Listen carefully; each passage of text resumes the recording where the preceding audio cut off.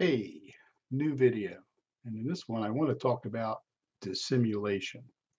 Earlier this week, I was watching some videos on YouTube, and I ran across a Linda Sarsour video where she's addressing this Muslim audience. And it was just, it reeked of dissimulation. I mean, she's just not being very honest. And I just want to talk about two of the points she made in there that I think are come home to roost essentially this week. There were 2 points she was making in the talk. And of course, as she's making them, everybody's nodding and they're applauding and everybody's, oh, yeah, yeah, you're right. And I want to talk about, she was talking about 2 terms in this talk. And the 2 terms she talked about were jihad and Sharia. And with regard to both of them, she said basically the same thing, that there's nothing to fear from these terms. Nothing. Americans just get all upset about all these terms. There's nothing to worry about. Jihad is just something an individual Muslim does. This is just to be a better person. You could be, I'm going to jihad, personal jihad to be a better student or a better nurse or a better doctor or a better teacher or, whatever, a better son, a better father. Likewise, Sharia is just, how a Muslim interacts with society around him or around her. And it has nothing to do with any of these draconian things or any of these laws.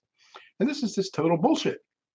I mean, I'm sitting here listening to this, and the people are applauding and clapping and nodding and go, "Oh, Linda," and it's just total epic bullshit. But let's start with the big one, jihad. And this is a problem I've been talking about in class. Jihad is just a personal thing. That's bullshit. I mean, I could go through a list of different terrorist groups who have the word jihad in their title. I could talk about Hassan al-Banna's pamphlet on jihad that he wrote back in the 1920s or early 30s. I could talk about Sayyid Qutb, the Muslim Brotherhood guy who wrote books on jihad bi saif, jihad through fighting, fighting the infidel. That's what they were talking about. But let's just go back to 9/11, and that's a pretty big event. 9/11. Who brought down the Twin Towers? Al Qaeda? No. No, no, no, no, no. You've been misled. No, I'm not going to tell you. I'm not talking about the Bush administration. No, it wasn't the Bush administration. I'm not going to tell you it was Mossad. Don't worry about that. I'm not going down that rat hole. No, the group that brought down the Twin Towers was not named Al Qaeda. Now, the Bush administration, like Linda Sarsour, liked to go out and tell people jihad just means being a better Muslim. It doesn't have anything to do with blowing shit up or any of that stuff. It's the Bush administration lie. We've been lied to since 2001. Started with the Bush administration, continued under Obama. I'm not quite sure what Trump's up to. But, they hijacked Islam. They're not real Muslims. Jihad is this a personal thing. Osama bin Laden's organization was known as Al Qaeda, going back to the days in Afghanistan. In June 2001, that's 3 months before 9/11. 3 months before 9/11, Al Qaeda, headed by Osama bin Laden, merged with another jihadist organization, Egyptian Islamic Jihad, led by Ayman al-Zawahiri, who is an Egyptian. Ayman al-Zawahiri today heads the combined organizations after he replaced Osama bin Laden when he died. When the two organizations merged, the new organization's name was Qaeda al-Jihad. Qaeda al-Jihad. That was the name of the group that took down the Twin Towers. Jihad was right in its effing name. But we were never told that, because at the same time, Bush is telling us Al Qaeda. He's telling us, oh no, jihad is just a personal thing. It's not it can be a personal thing. You can be an individual Muslim and wanting to be a better cat owner and not want to kick your cat because every time you're trying to do a video, a cat comes by and makes noise. You could be a jihad to be a better pet owner. You're pushing your luck. Get out of here. So that's fine. But it also can be an actual, let's go kill the infidels.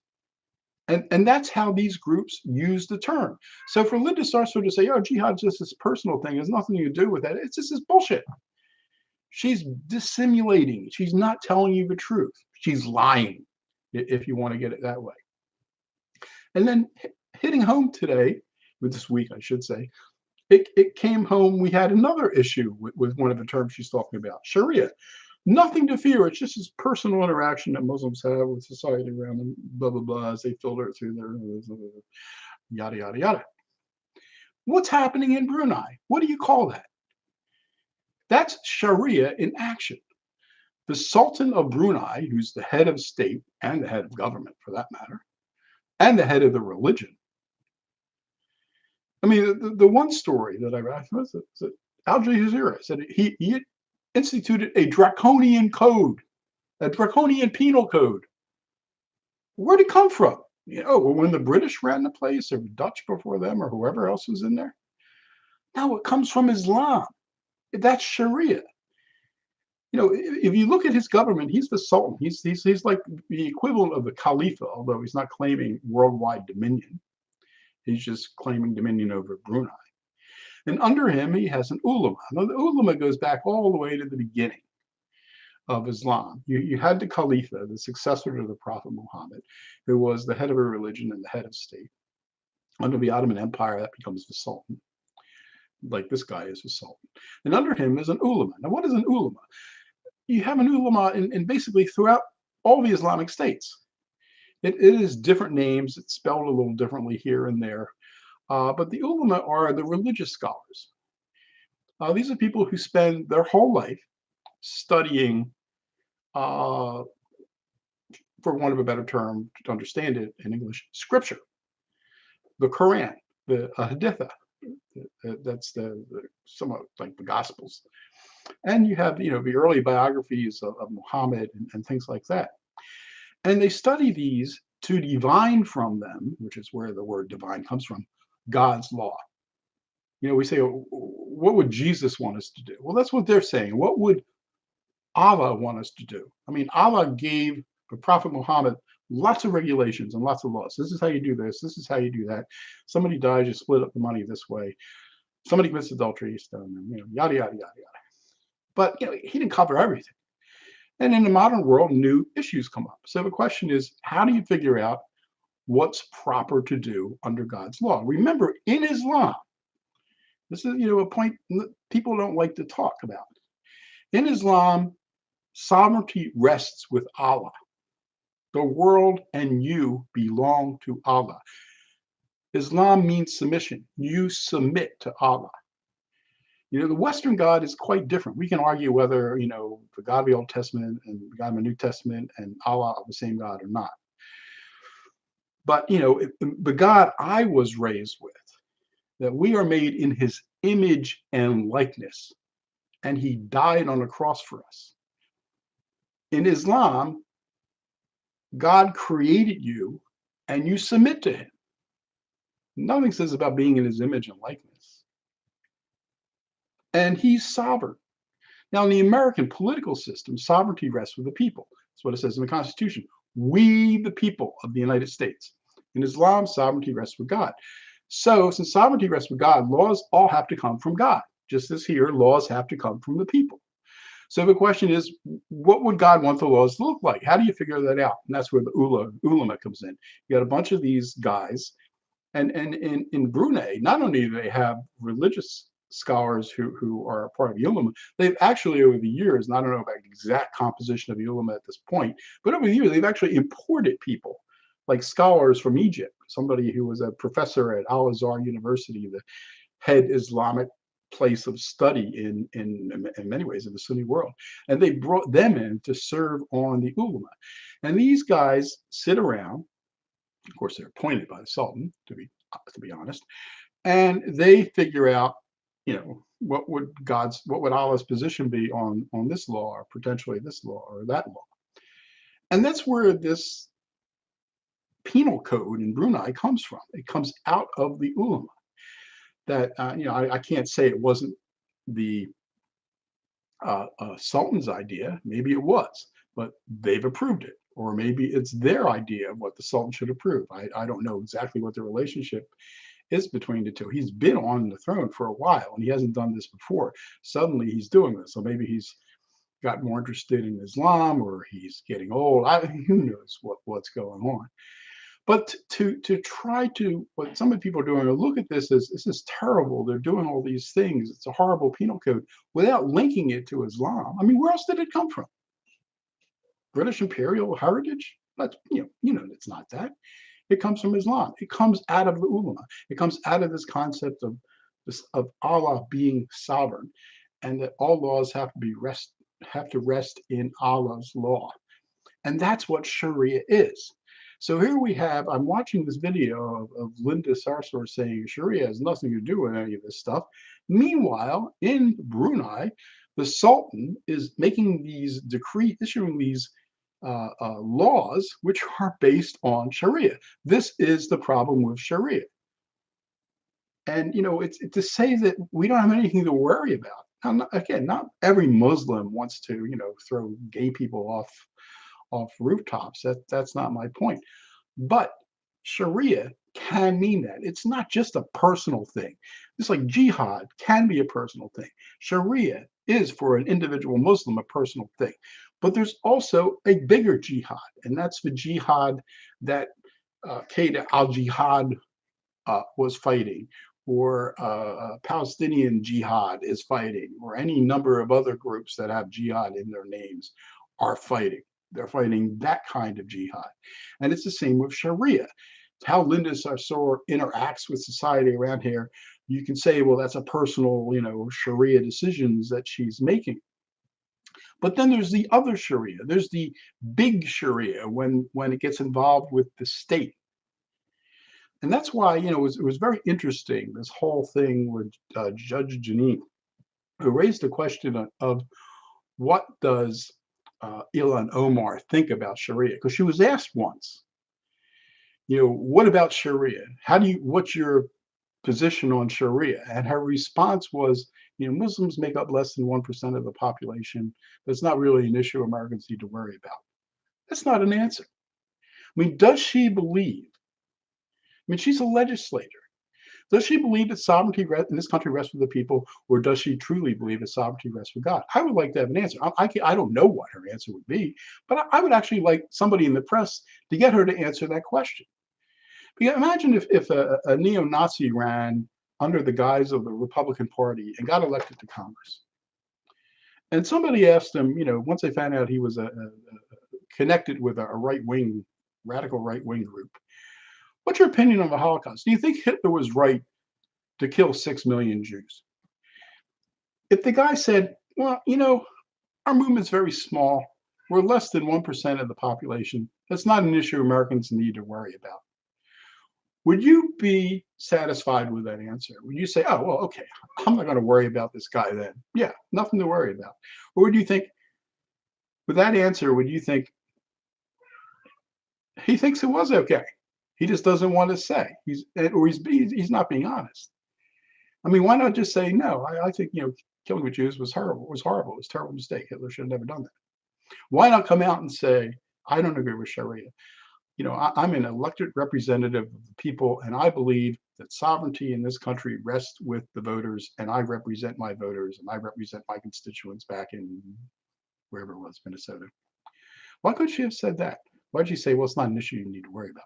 It is an issue I need to worry about. When more and more of these people are coming in, and you look at what's going on in Brunei, and you know damn well what would happen if enough were here. I mean, these are issues. You can't just put them under the surface and say we have nothing to worry about. Jihad doesn't mean this. Sharia doesn't mean that. They do mean this. They do mean that. And we need to be concerned. People are dissimulating. People are not being honest. As I ask my students in class, if we truly believe that Osama bin Laden was not a real Muslim, and certainly real Muslims know he's not a real Muslim, right? When he died, why did we go to such lengths and make such a public thing about it, about how we treated his body with full Islamic burial rites? Why did we do that? Why did we just dump him in a ditch somewhere and say nobody in the Islamic world is going to give a shit what we did with bin Laden's body because he's not a real Muslim? No, we treated him just like he was a real Muslim because he is a real Muslim. He was a real Muslim. And the people in the Islamic world, whether they agree with him or they disagree with him, know he was a Muslim.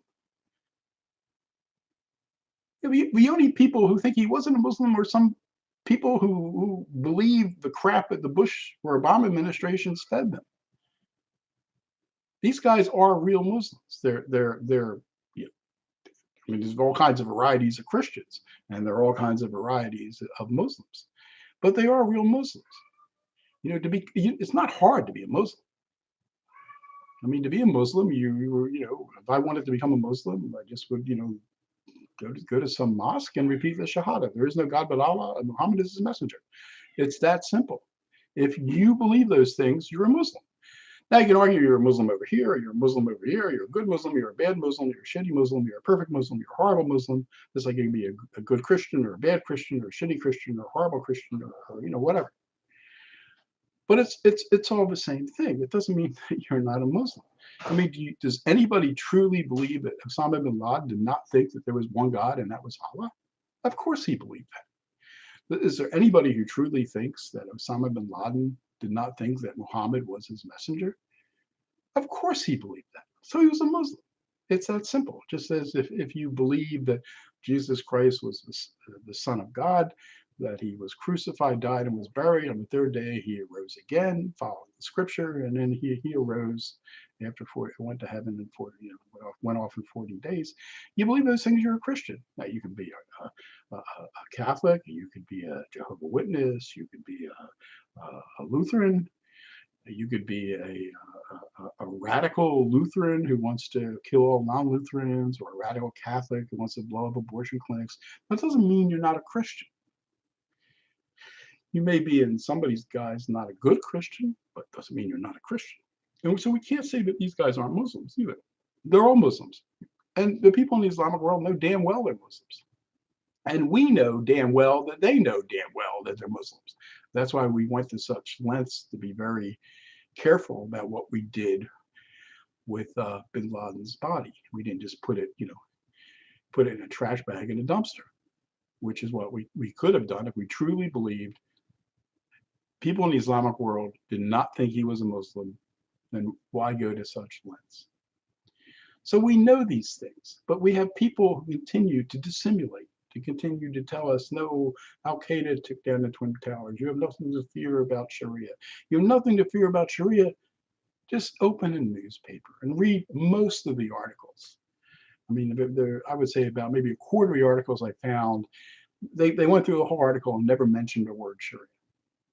Some of the others, we get down in. There was one that didn't mention it, but there was a picture of the Sultan with some his ulama, a Sharia council or something like that. So it showed up in there. And there was another one that never mentioned it, but there was they had inserted a tweet from somebody upset about this from the LGBTQ community that had used the word Sharia. So we don't want to talk about that. There's nothing to fear from Sharia. Look at Brunei. Look at Saudi Arabia. Look at Iran. Look at any number of other states in the Islamic world. Increasingly, and it's getting worse, not better.